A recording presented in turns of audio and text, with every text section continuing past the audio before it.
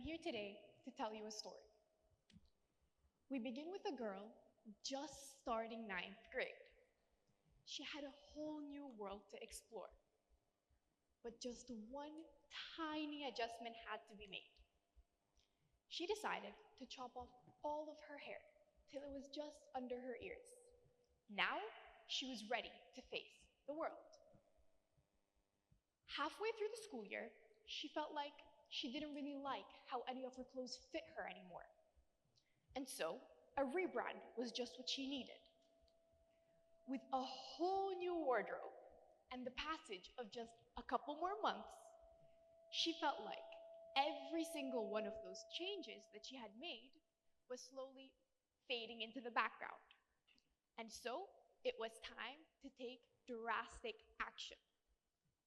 Box dye became the new solution. And soon enough, she had a whole head of red hair. Up until this point, she never felt like anything she did made her interesting enough. She was never cool enough, or funny enough, or pretty enough. But her red hair, that was going to be the turning point. That was going to give her what she so desperately wanted: attention.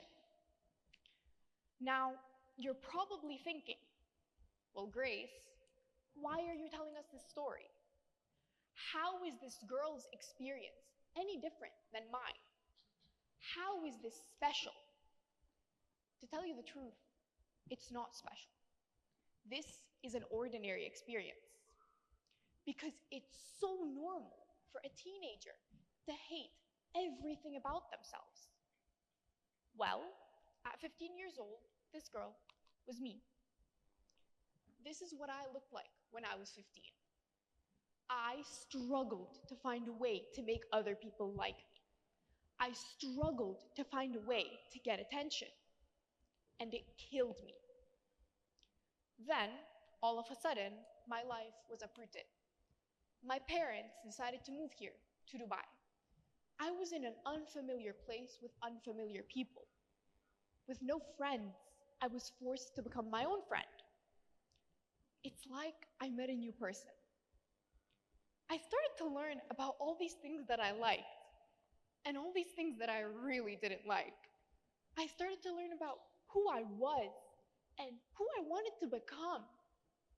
It's almost like I hadn't met myself until that summer. That's the summer that I fell in love. I fell in love with the feeling of being happy with who I was. But one thing that I did notice was that this is when people started to give me weird looks. This is when people started to give me sideways glances. You might think that's a bit strange, but in reality, it's not.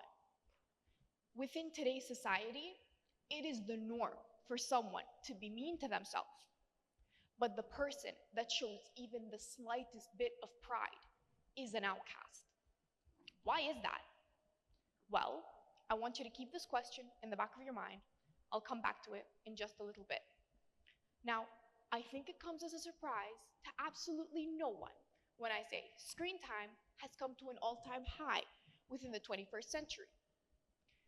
People are on their phones all day long. On these phones, they're met with feeds brimming with self-degrading content. Phrases like, "I was so humbled by that," or "that moment was so humiliating," are so common. And people deeply resonate with this. When I learned about that, I was really intrigued. And so, after a bit of digging, I found a study conducted by 3 scientists at Hebei University in 2023 in China.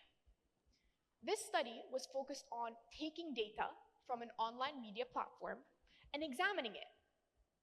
They looked through it and they found one commonality. This commonality being that self-deprecating humor was ever present among a vast majority of topics. It's been easily concluded that self-hate has become a vital part of expression today. The reason behind that? because hating yourself is relatable. But this is not just something that teenagers struggle with. This is something that has begun to branch out to even adults. Being humble has always been considered a positive characteristic. But to define humble per the Oxford Dictionary, it means having a low estimate of one's worth, merit, or value. Seeing the magnitude at which being humble or modest about one's abilities is valued within workplaces and the general public, it's become clear that this is not just a phase. This is not just a thing of childhood. This is where the answer to my earlier question lies. This is the stigma around self-love. Self-love is confidence, not arrogance. There is a stark difference between the two, but within recent years, that line has begun to blur. Arrogance means feigning superiority. It means putting yourself above everyone else, not knowing that there's still a lot left to learn. Arrogance is insecurity. Confidence is the light to arrogance's dark. Confidence means being firm in your understanding that you're a smart and capable individual, while still knowing that there's so much left to experience. Confidence means feeling good about yourself without having to put anyone else down. Confidence is secure. Now, a huge question does arise. How are we supposed to shift an entire society? How do we conquer such a seemingly insurmountable task? Now, to do this, we need to start small. Start by catching yourself before you berate yourself for a silly little mistake. Learn to accept others' compliments. Maybe you'll even go on to agree with these compliments. Another huge step that we need to take towards freeing our prides of the shackles that society has set upon it, be compassionate towards yourself. Be understanding of your own experiences. You are a human being. You get to have a bad hair day. You get to make a mistake. You get to have acne, and it's okay. Further, normalize this behavior. Next time you see someone celebrating themselves, don't put them down. Encourage them and follow them. Do the same, because that's the only way that we're going to shift our society. Self-love is not narcissism. It is not self-absorption. But there are no 5 steps I can give you to change what you believe. Self-love is a mindset. This is something that you need to learn about and adopt.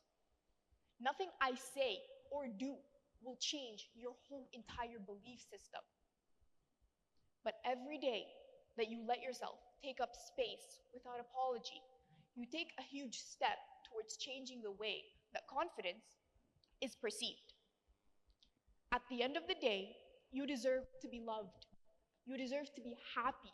You deserve to walk through the hallway with your head held high, knowing that you're deserving of the life that you live. Thank you.